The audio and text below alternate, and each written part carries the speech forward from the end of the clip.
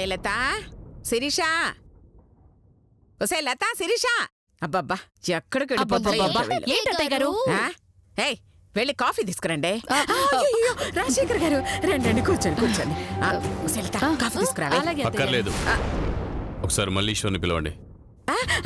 తను ఇప్పుడే భోంచేసి పడుకుందండి. మీరు పిలవమంటే పిలుస్తాను. వద్దులే. ఇంతకీ మళ్ళీ పెళ్లి విషయం ఎంతవరకు వచ్చింది? ఆ పని మీదే ఉన్నామండి. 2 రోజుల్లో ఏదో ఒక సంబంధం ఖాయమైపోతుంది. ఎంత త్వరగా తన పెళ్లి చేస్తే మీకే అంత మంచిది. ఆలస్యమైతే నా మనసు మారిపోవచ్చు, నా నిర్ణయం కూడా నేను మార్చుకోవచ్చు. అంత దూరం రానివ్వనులేండి. నేను మీకిచ్చిన మాట ప్రకారం పెళ్లి చేసేస్తాను. మీరు నాకిచ్చిన మాట ప్రకారం ఆస్తి రాసేద్దరు గాని. ఆస్తి రాసివ్వడానికి నేను రెడీ. నీదే లేటు. మంచి పెళ్లి సంబంధం చూసి కబురు చెయ్యి, వస్తాను. అలాగేనండి, మంచిది. హే,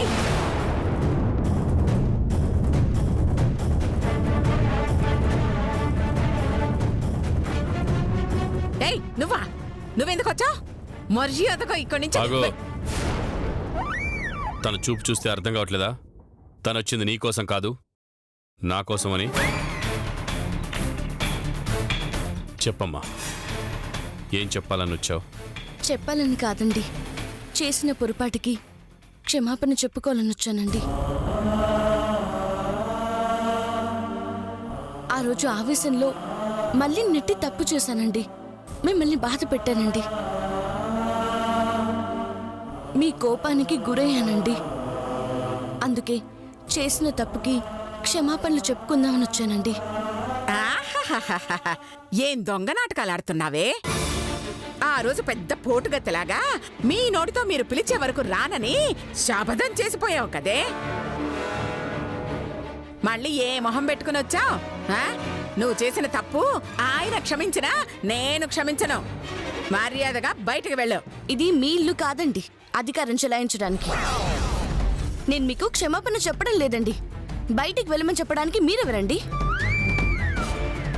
ఇక్కడ నేనెంతో మీరు అంతేనండి. ఇద్దరం ఆయన దయా దాక్షిణ్యాల మీద ఆధారపడి ఉండాల్సిన వాళ్ళు. అది దృష్టిలో పెట్టుకొని నోరు అదుపులో పెట్టుకుంటే ఇద్దరికి మంచిదండి. చూసారా రాజశేఖర్ గారు, పెద్ద చిన్న తేడా లేకుండా, అత్తనన్న గౌరవం లేకుండా, మీరున్నారన్న భయం కూడా లేకుండా ఎంత లేసి మాట్లాడుతోందో. మీరుండగానే నన్ను ఎన్ని తిట్లు తిడుతోందంటే ఇక మీరు లేనప్పుడు ఎన్ని మాటలు అంటుందో మీరే ఊహించుకోండి. చూస్తారంటే చెప్పి చావండి. అవును రాజశేఖర్ గారు, పాపం మా అత్తయ్య గారు చాలా అమాయకురాలు. మమ్మల్ని ఎన్ని తిట్లు తిట్టినా, పస్తులతో కడుపు మార్చినా అంతా మా మంచిగా చేస్తారు. అవును, ఆ మధు మంచిది కాదు. మా అత్తయ్య గారు చేసే ఏదో పనులన్నింటినీ ఎదురిస్తుంది. అమ్మా, అలాంటి వాళ్ళది నిజమైన ప్రేమ కాదు, అది వ్యామోహం. ఎగ్జాక్ట్లీ చిన్నత్త, నిజంగా ప్రేమించుకున్న వాళ్ళు అలా చేయరు. ఎంత మనసు విరిగిపోతే కన్న కూతుర్ని పట్టుకొని మా దృష్టిలో చచ్చిపోయా ఉంటుందా తల్లి? అది సరే అమ్మా, తన కూతురుతో తన మాట అనేటప్పుడు ఆమె మాటల్లో వ్యథ, కళ్ళల్లో బాధ గమనించావమ్మా? పెద్దబాబుకు బర్త్డే విషెస్ చెప్పు కూడా వెళ్ళాం కదా.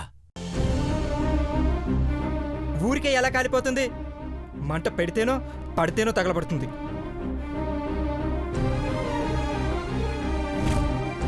కరెక్ట్ చిన్నబాబు, నీకొచ్చినట్టే నాకు డౌట్ వచ్చింది.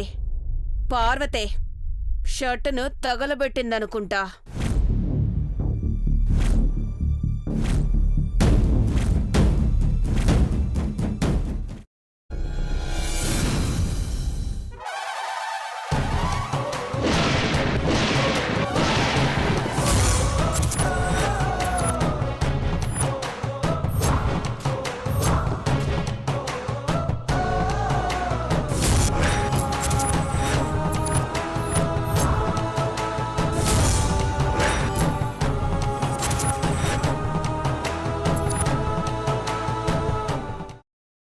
తర్వాత పొట్టు తీసేసి చాప్ చేసి పక్కన పెట్టుకోవాలి.